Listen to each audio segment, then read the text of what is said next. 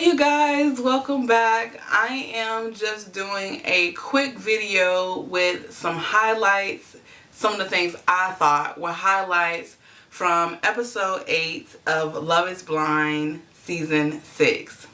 So the couples have returned home and they are sharing their spaces with their new fiancés.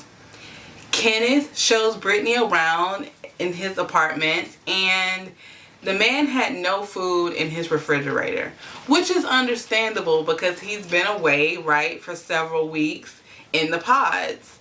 But when the man opened up his pantry, there was no spices, okay? No seasoning. And that right there was a red flag. How do you survive? Baby, you need somebody to cook for you. And you see, like, We I have a whole some meal preps in here. air fryer.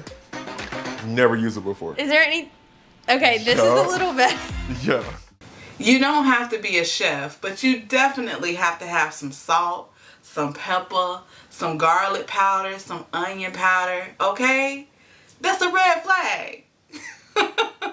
I'm just joking. Anyway, after he shows Brittany around his place, they settle down, and what I noticed in the last episode starts to creep in. He gets on his phone and he just kind of ignores Brittany's presence. And again, Brittany tries to engage him in conversation. When we were in the Dominican Republic, like, you still had a sense of like peace and happiness overlaying you. Whereas truthfully here, it seems like a distance. What transpires later in this episode, I felt coming, but I didn't think it would happen the way it did. You know, when we do talk about us, our minds and our heads are like right there with one another. Like what we want out of a marriage is there. What I'm hearing from you in this moment is the caliber of a man that you are is what I need. These things about you are what I need, but I don't feel X, Y, and Z for you. That's the thing. And that's not enough for us to get married. That's not enough for us to be like, well, we'll work it out. Oh, that's not enough. What I noticed, and hopefully I wasn't the only one, is that every time Brittany would bring up how she felt there was a distance growing between the two, that the emotional and even maybe some of the physical connection between the two had dwindled, he would find a way to turn it around on her and make it seem like she was overthinking things. I really felt for Brittany. I felt that she really did want to make things work, but she deserves better. She deserves someone who isn't going to twist the things that she says and make it seem like she's the one that's overthinking, overanalyzing, and that her perception of things are skewed. Moving on, Jimmy meets Chelsea's girlfriends, and as good friends do, they want to make sure that their girl is being taken care of and vet the man who thinks he deserves her. What was like the number one thing that made you fall in love with Chelsea? I mean, I got a bunch. I know, because you were popular for what I hear. That's what we hear. I had 2 really strong relationships pretty deep into it. I had a really tough decision to make. I think he did all right in his responses. But later, it comes up that Chelsea didn't feel affection from Jimmy that day. I was worried about you, babe. You had me really worried. Why were you worried? You were kind of just like in a mood. I did ask you twice, like, are you good? And then you didn't really like acknowledge me being here at all, really. Mind you, the man has spent most of the day working from home, but I wasn't there. So maybe there is something to what Chelsea is saying. Coming up to me and like grabbing my face and kissing me, telling me I'm pretty, or like telling me like, good morning, like I'm so excited to spend the day with you today. Like I haven't really gotten that from you. You didn't kiss me one time today. Oh my goodness. Oh, it made me sad. Kiss right now. They went back and forth about how many I love yous or how many acts of love that he had showed throughout the day. While they were doing this, I couldn't help but think 1 kiss, 2 kiss, 3 kiss, 4. She didn't get enough, so give her some more.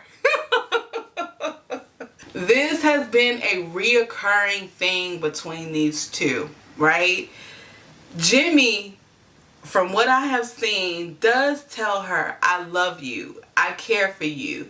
And of course, I'm not in their bedroom, but I'm pretty sure he's also showing it to her physically. But it doesn't seem to be enough. Something isn't absorbing. Something isn't being believed. And I don't think this is gonna work between these two. Eventually, he just points out, like, how much more do I have to show and give you? Yeah, and I really do care about you, but truthfully, you've been a little clingy. Well, if you're gonna bring up the sex, you're the one that wanted to have sex. Yeah, I also did. Maybe wanted a little breather from that too. So this is a question for y'all. How many times a day should you tell your significant other, I love you? How many acts of PDA should you give them? Last but not least, Johnny really spoke up and made it known several times that he is not ready for children. And the fact that Amy isn't on birth control is something that he's concerned about.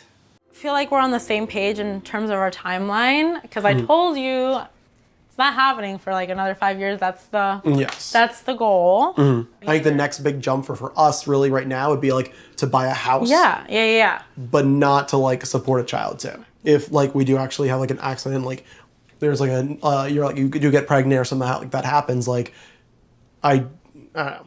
He didn't say this, but all I could think was, Amy, he's not going to touch you with a 10-foot pole until you get on some type of contraception.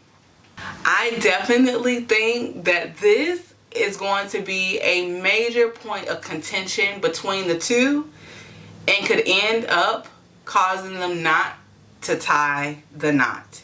Thank y'all for tuning in for another recap and reaction. I know this was definitely not as long as it usually is.